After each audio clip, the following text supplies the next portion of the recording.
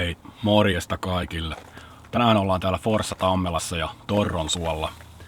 Tää Torronsuohan on Etelä-Suomen suurin yhtenäinen suoalue ja itse asiassa taitaa olla Suomen syvin suo. Suotyypiltään tää on keidassuo ja ne syvimmät kohdat taitaa olla jopa päälle 12 metriä ja keskisyvyyskin noin 6 metriä. Lähdetään katsomaan, että mitä suoluonto meille oikein tänään tarjoaa. Eli ei mitään. Tervetuloa kaikille matkaan mukaan. Nyt ollaan päässyt tänne metsän puolelle ja jätin auton tuon Pehkun pysäköintialueelle. Eli tuolle uudelle pysäköintialueelle ja on kyllä loistavasti saavutettavissa oleva puisto. Eli ihan suoraan pääsee melkein tuosta valtatien varresta tuolle isolle pysäköintialueelle. Alkumatka näyttää olevan tämmöistä kuusivaltaista metsää. Muistaakseni tämän jälkeen tulee semmoinen pieni lehtoosuus ja sitten päästään itse sinne suolle. Tässä nyt ei toistaiseksi ihan hirveästi mitään lintuja ainakaan ole kuulunut, mutta ehkä niitä tuolta suolta taas sitten löytyy. Sää näyttää tänään meitä kyllä suosivan, eli ei ole kyllä liian kuuma, eli ehkä tommonen joku 22-23 astetta puolipilvistä. Taas jälleen kerran pieni sateen mahdollisuus on, mutta sehän tässä kesäretkeilyssä melkein aina on.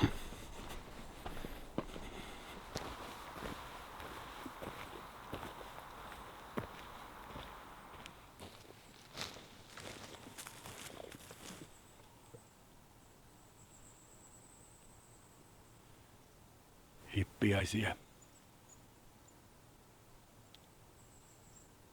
On siellä jossain harmaa sieppokin.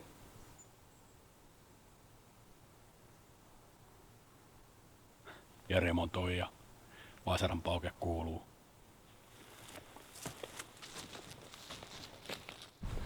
Toi hippiäinen on kyllä siitä mielenkiintoinen lintu, että se on kyllä niin nopeasti liikkuva kaveri, että sitä on kyllä aika vaikea pongata ihan kiikarilla, vaikka äänenkin kuulee.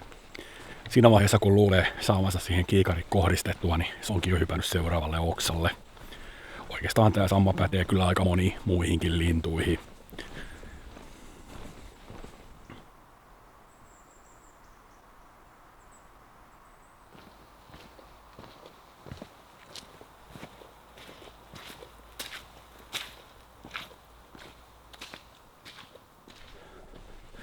Tää Torronsuo ei itse asiassa ole mikään mun lempisuo. Eli jos puhutaan vaikkapa Etelä-Suomen suoalueista, niin kyllä se sitten Siikaneva on, johtuen niistä metsäsaarekkeista, mitkä on tosi upeita. Tää on kuitenkin luonnoltaan vähän erilainen kuin Siikaneva, eli täällä on enemmän sitä avosuota. Ja oikeastaan sen takia nyt taas halusinkin sitten lähteä käymään täällä.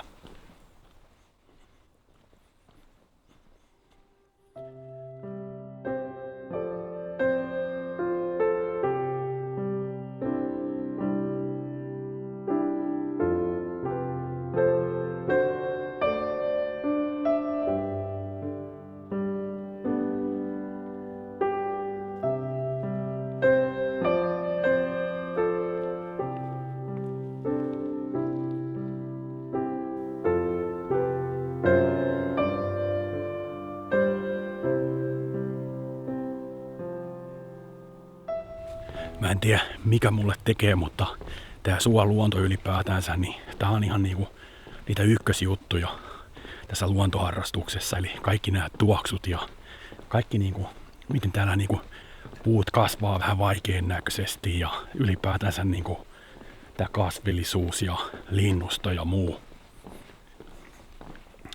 Ja tietysti ruska-aikaan suot on todella hienon näköisiä. Eli jos et ole aikaisemmin suoluonnossa käynyt, niin suosittelen vaikka aloittamaan siitä ruskajan tutustumisesta.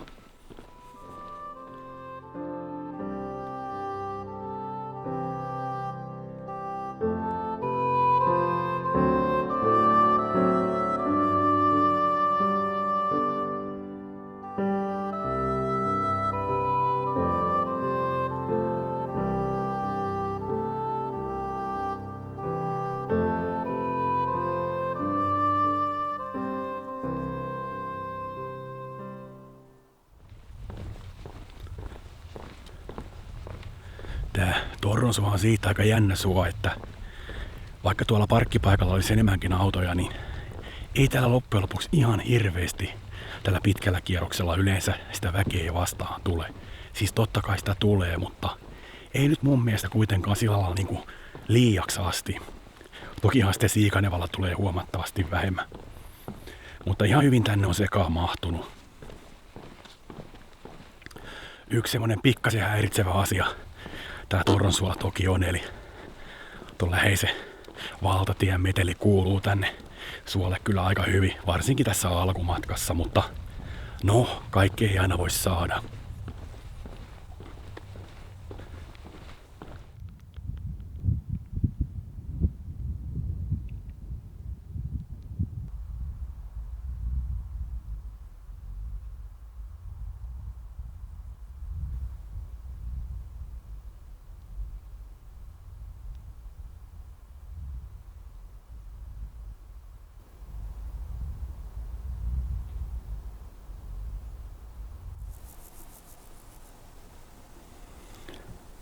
Yksi asia, mitä mulle tulee aina suosta mieleen, on meidän mestarihiihtäjä, tai entinen mestarihiihtäjä Mika Myllylä ja hänen kohtalonsa.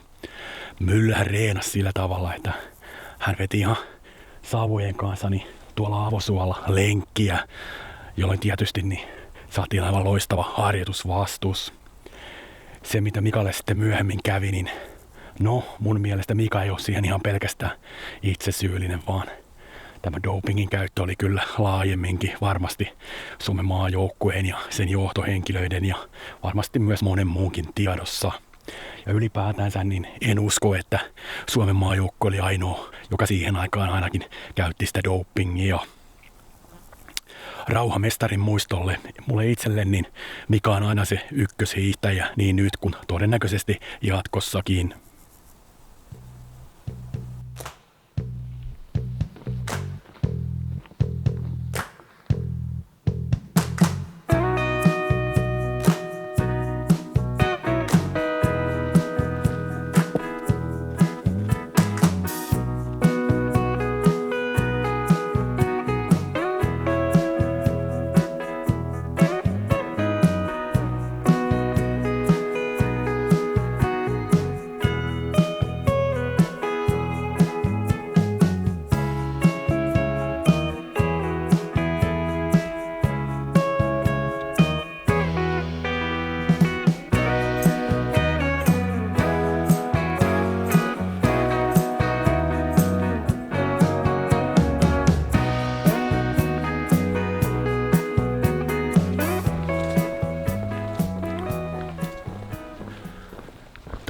Ensimmäinen avosuo-ylitys on nyt tehty ja tästä suunnataan pikkuhiljaa tonne metsään.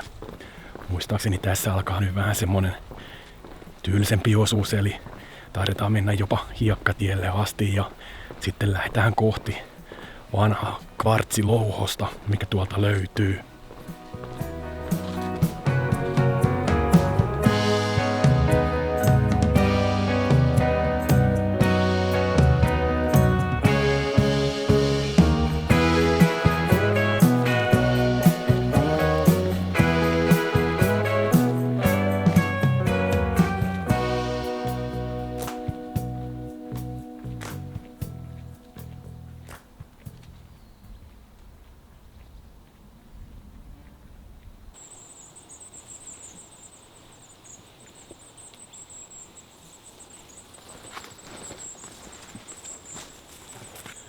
Ihan hieno vanha joku kivimuuri tai kiviaita, ehkä pikemminkin tässä.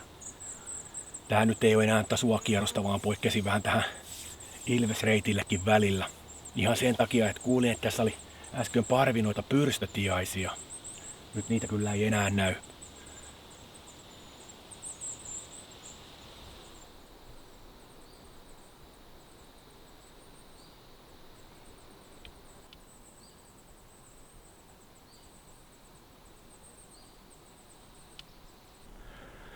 Mä muistin, että tässä matkalla on semmonen yksityinen Kiljamo lintutorni, joka siis ei kuulu tähän reitistöön, mutta missä käsittääkseni voi edelleenkin poiketa. Eli lähdin nyt kuitenkin taas vähän harhailemaan ja katsomaan, että mistä se oikein löytyy. Muistaakseni tän tien varrella. Katsotaan.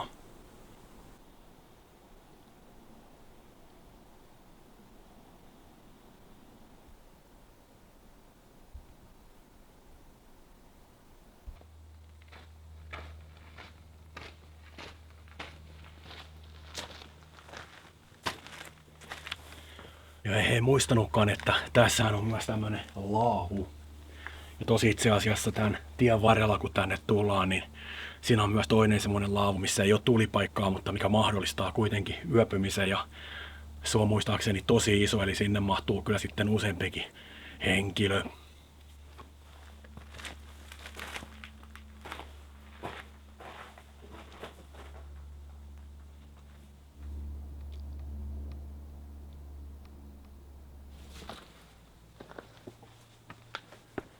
Metsiemme lintuja ja metsiemme pistiäisiä.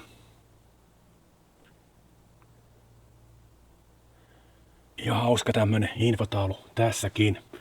Mun muistaakseni niin tuolla kaivoksella, mikä tulee sitten vähän päästä, niin siellä on ihan vastaavanlainen infotaulu, mutta lähinnä niistä maalajeista tai miten tää on muodostunut.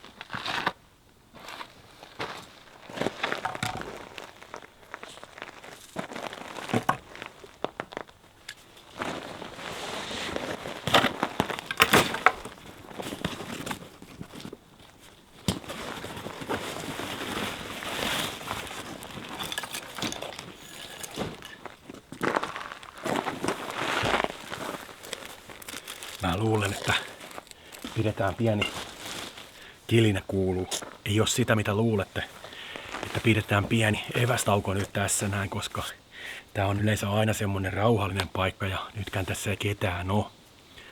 Eli tää on vähän tää Torronsuon kansallispuisto sellainen, että joidenkin mielestä nämä reitit on pikkasen huonosti merkattu. Eli tuossa esimerkiksi kun täällä keväämällä kävin, niin tuli 2 semmoista seuruetta vastaan, joka oli ainakin jollakin tasolla eksyksissä. Eli varsinkin tämä maantielenkki, mikä tulee tuosta noin, niin se saattaa aiheuttaa pieniä sekaannuksia, että mistä mihinkäkin pitää kääntyä. Ja jos se nyt väärin muistan, niin silloin keväällä oli vielä vähän sellainen juttu, että tuolla oli osa noista opastekylteistä vaihdossa, eli osa taisi olla tuolla puiden juurilla, eli pikkasta tarkkaavaisuutta täällä kyllä vaadittiin.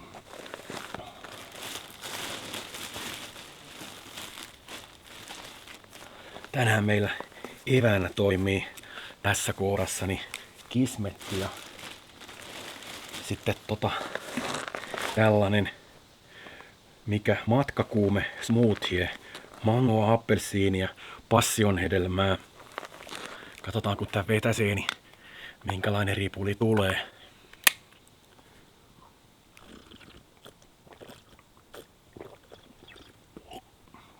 Ja hyvä on. Mä jatkan tässä nyt vähän evästaukoa ja sitten jatketaan taas reittiä. Muuten menee ihan jumalattoman iso hämähäkki tuolla kodan katolla.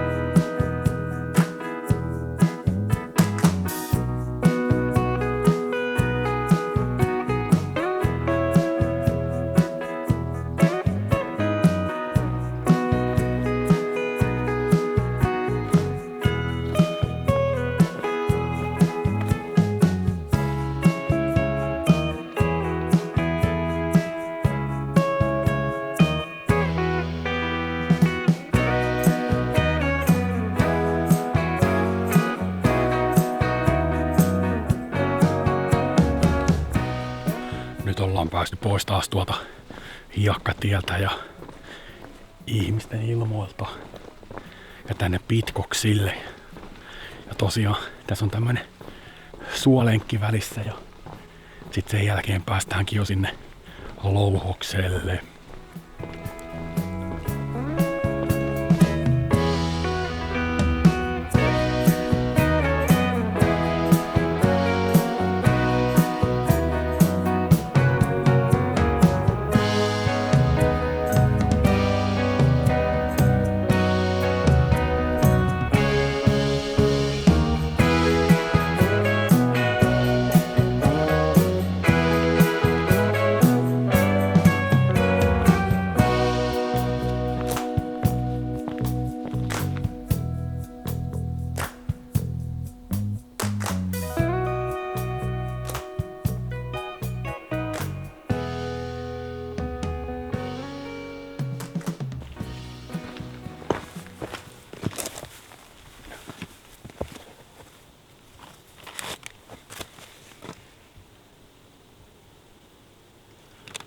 Nyt ollaan saavuttu tänne Härksaaren Kivilouhokselle. Ja tosiaan tää oli louhos, mistä louhittiin aikanaan sen aikaisen Suomen lasiteollisuuden tarvitsema kvartsi.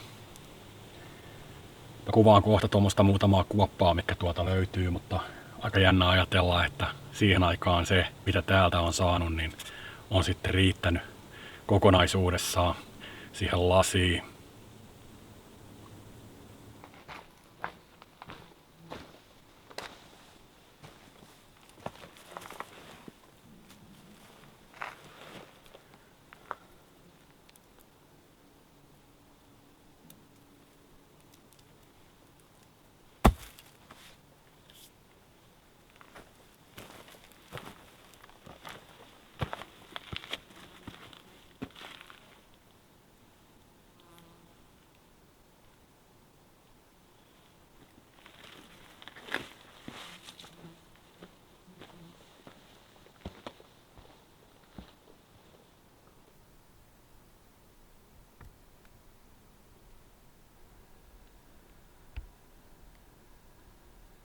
Joo, ihan hieno paikka kyllä ja muistutus siitä, että mitenkä ennen vanhaan vähempikin on riittänyt ja sitten kun vielä miettii, että mitenkä ne on tuota louhittu ihan käsivoimi, mitenkä ne on saatu ylipäätänsä tonne vähän isommille teille, ei välttämättä ollut ihan helppo homma. Mutta jatketaan me matkaa eteenpäin.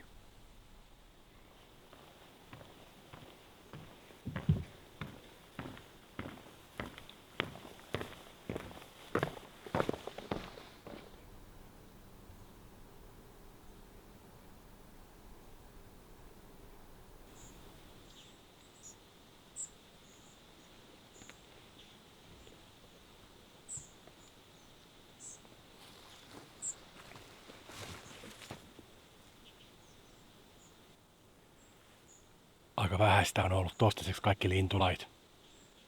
Harmaa sieppo siellä jossain nyt on.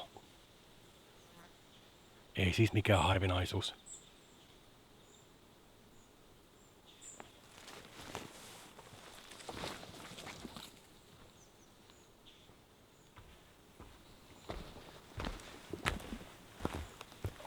Kiljamo ja luontotorni ajaa 3. Eli tää Kiljamohan on se niin sanottu alkuperäinen parkkipaikka-alue. Voi olla, että mä puhuin tuosta edellisestä näkötornista, että nyt ollaan Kiljamossa, mutta unohtakaa se koko juttu, meni sekaisin. Eli tää luontotorni taas sitten, mikä on tuolla, niin se on eri asia. Eli tää on taas osa tätä kansallispuistoa. Mä ajattelin, että tässä vaiheessa voisi olla vähän hyvä puhua myös retkietiketeistä, eli tämmöisissä kansallispuistoissahan niin koirat pitäisi olla kytkettyinä. Nyt on tullut 2 sellaista pariskuntaa vastaan, jolla koira on ollut irrallaan. Ja sehän on etenkin tärkeää silloin, kun linnustolla on pesimäkausi, jotta se koira ei sitten pääse tekemään mitään pahoja. Lisäksi on toki aina myös ihmisiä, jotka pelkää irtokoiria. muutenkin niin mun mielestä tämmöisissä kansallispuistoissa, niin mä ymmärrän sen, kun mulla itselläkin on lapsia, että lapsista tietysti lähtee meteliä aina ja sille ei voi yhtään mitään, mutta jos puhutaan ihan aikuisista ilman lapsia, niin no, jokaisella se luonto on tietysti se oma henkilökohtainen juttuunsa.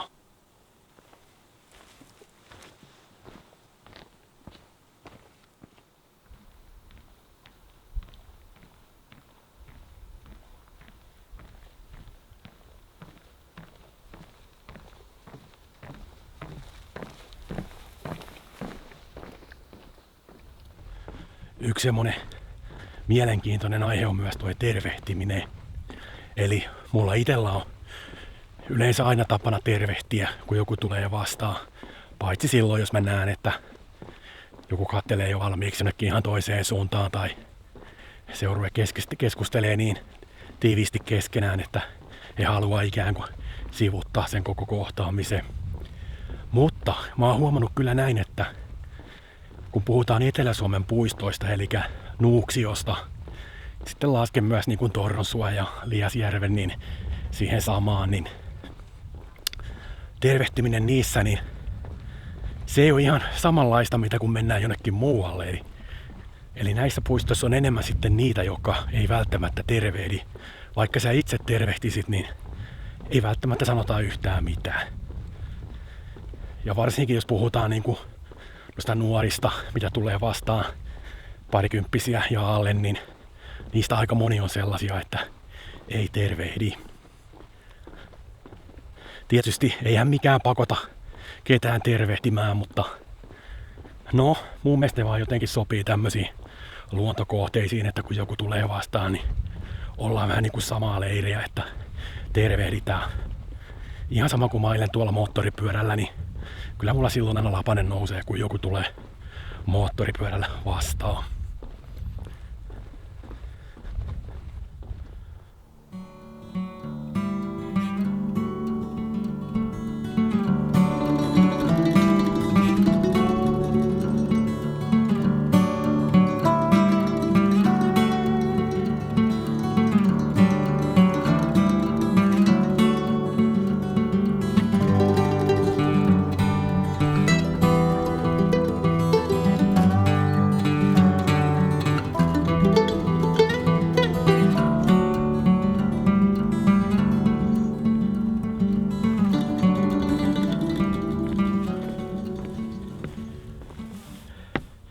Nämä on kyllä mukavia nämä penkit, mitä tänne on laitettu. Ja ylipäätänsä niin kuin näissä puistoissa, kun näissä on näitä penkkejä, niin varsinkin tämmönenkin paikka kuin suoja, 30 lämpöä, no nyt ei ole, mutta jos olisi, niin tuohon on hyvä laskea vähän reppua ja välillä vaikka vähän itsekin istuskella ja sitten juoda vettä.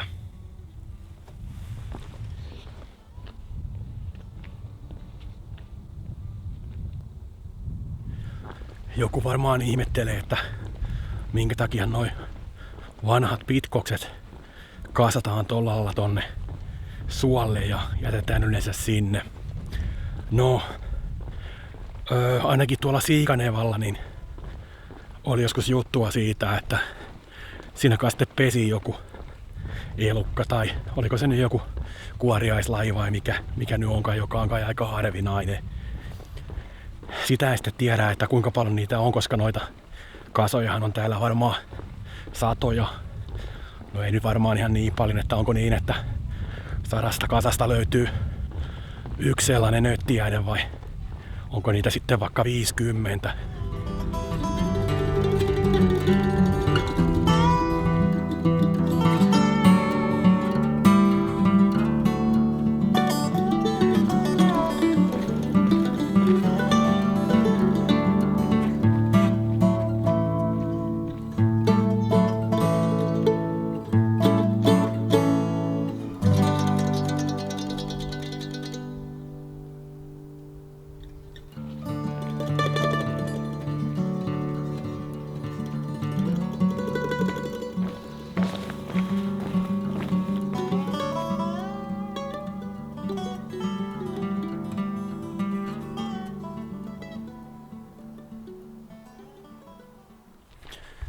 Noi ennallistamiset on kyllä mielenkiintoisia juttuja, eli tossakin tukittiin suohojaa luovana taas sitten jäljitellä sitä niin kuin suon alkuperäistä tilannetta ennen niitä ojituksia.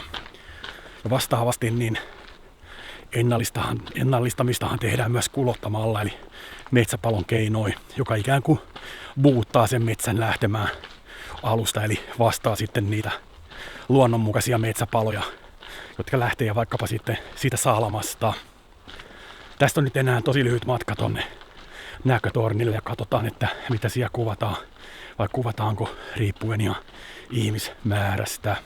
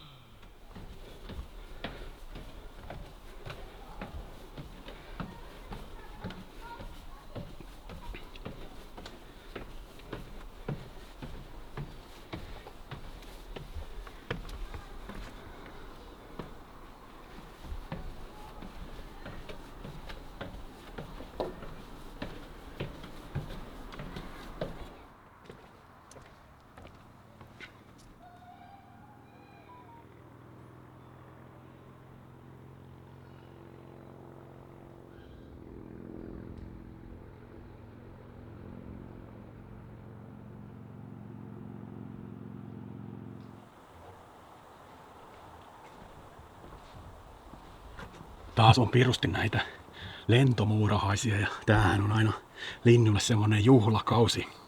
Esimerkiksi tervapääsky, joka tietysti ei ole pääsky lainkaan vaan kiitäjä, mutta suomalaiset sanoo sitä vaan pääskyksi.